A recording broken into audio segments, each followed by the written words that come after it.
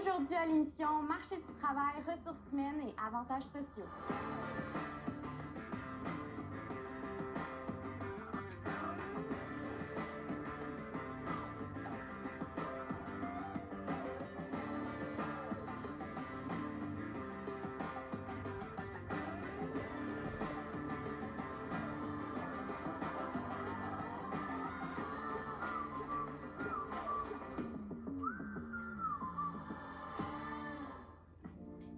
Bienvenue à Parler d'argent, c'est pas stressant.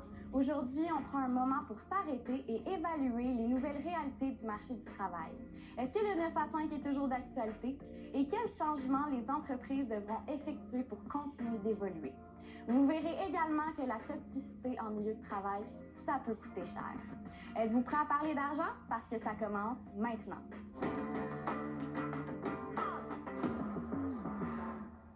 Le milieu du travail évolue et avec la pandémie, ça a encore plus accéléré cette évolution-là.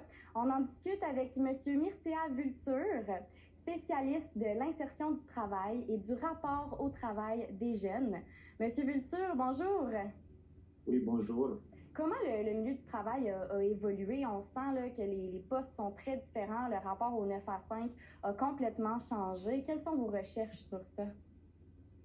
Alors, le marché du travail a évolué depuis déjà la fin de la Deuxième Guerre mondiale. Et si on fait une périodisation, on a eu au début la Trente Glorieuses jusqu'à les années 1975. C'était la société salariale avec le travail à temps plein au sein de même entreprise pour toute la durée de la vie. Ensuite, il y avait la crise de 1975 avec les déréglementations et la montée du travail atypique, le travail à temps partiel, sous contrat obtenu par l'entremise d'une agence de travail temporaire qui a atteint aujourd'hui des valeurs de 35-40%. Et à partir des années 2000, donc on entre dans la révolution numérique avec la généralisation de l'Internet et l'émergence de l'intelligence artificielle dans le monde du travail. Avec cette révolution, donc, le marché du travail se restructure autour de nouvelles exigences. Alors, on voit que la nature de l'emploi change. Il y a des emplois qui disparaissent et d'autres qui apparaissent, ce qui va amener à de nouvelles compétences demandées aux travailleurs.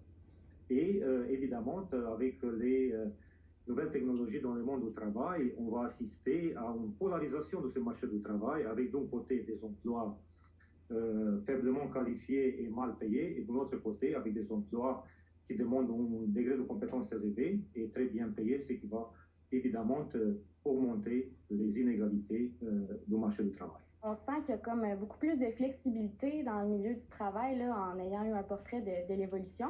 Est-ce que ça fait que les jeunes, en fait, leur rapport au travail a changé au point où est-ce qu'ils ne seraient plus prêts à s'engager pour un emploi, par exemple, pour 25 ans ou d'avoir un horaire fixe de 9 à 5? Est-ce que c'est un peu ça qu'on ressent? Puis comment les entreprises pourraient s'adapter si c'est le cas? Évidemment qu'aujourd'hui, les 9 à 5 n'est plus d'actualité. Cette mode de l'organisation du travail a été fortement changée par l'émergence des technologies numériques qui ont changé la façon de travailler. Les 9 à 5 pour un seul employeur, avec les congés fixes au sein de même équipe dans mon entreprise, donc vont être remplacés avec un mode de travail plus volatile. Et le même emploi toute la vie, c'est du domaine du passé, parce qu'aujourd'hui, c'est à peu près 20% de la population active qui a gardé son emploi toute la vie. Donc, pour les jeunes, on constate une mobilité professionnelle assez accentuée. Les changements d'entreprise d'une année à l'autre sont plus élevés que la moyenne. Et la durée pendant laquelle un jeune garde un emploi a diminué. Donc, la mobilité est en hausse. Il s'agit non seulement de mobilité à l'intérieur du même secteur d'activité, mais une mobilité entre des secteurs différents. Donc, on change complètement d'emploi. Les jeunes adhèrent un peu à ce qu'on peut appeler les carrières nomades, hein, c'est-à-dire ils ont une certaine mobilité sur le marché du travail et la sécurité ne relève pas d'être permanente dans l'entreprise, mais d'avoir la capacité, grâce à ses compétences, de se maintenir sur le marché du travail, même de manière instable. Donc, le rapport à l'entreprise a changé.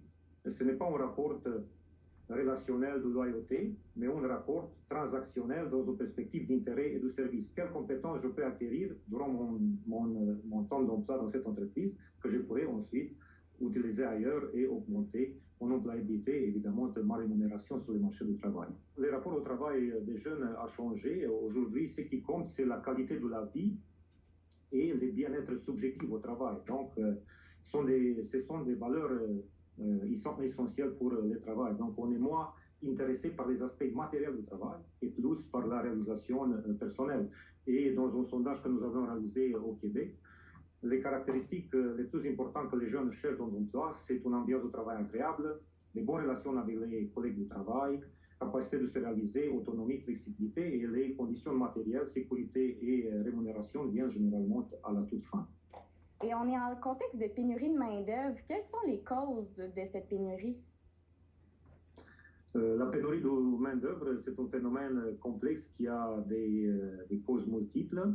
La première est d'ordre démographique. La pyramide des âges a été fortement débalancée. En 1990, il y avait une personne sur 10 qui ont âge de 65 ans et plus. Aujourd'hui, c'est une personne sur 5 et bientôt une personne sur 4. Donc, les jeunes aussi représentent une génération moins nombreuse sur le marché du travail. Les 15 à 34 ans représentent aujourd'hui 20% de la population active. La deuxième cause de la pénurie de main-d'œuvre, c'est la qualité de l'emploi et la rémunération. Donc, au Québec, un emploi sur 5 est mal payé. Et on voit que les secteurs où les taux de postes vacants les plus élevés, c'est les postes et les métiers où les salaires sont les plus bas. Restauration, hébergement, commerce de détail, etc. Santé et services sociaux, c'est à peu près 20%. Et là où les taux horaires sont élevés, comme dans la fonction publique, $30 et plus, il n'y a pas de pénurie de main-d'œuvre. La troisième cause, c'est un problème de compétences, parce qu'aujourd'hui, il y a une inadéquation entre les compétences qui sont offertes par la main-d'œuvre jeune et les postes offerts. Les postes offerts demandent un niveau d'éducation de niveau secondaire et moins, tandis que les jeunes sont de plus en plus formés sur le marché du travail. Donc, il y a une question d'inadéquation, tant au niveau de la formation qu'au niveau du match entre les postes différents. Et enfin, la quatrième cause, c'est celle liée aux valeurs du travail. Aujourd'hui, les jeunes ne veulent pas avoir n'importe quel travail, ils veulent se réaliser, avoir des défis professionnels, ce qui n'est pas toujours le cas. Les conditions de travail sont restées les mêmes, mais les besoins de confort et de réalisation personnelle sont de plus en plus élevés. Excellent. Bien, merci beaucoup, M. Vulture, d'avoir répondu à mes questions. Ça me fait plaisir.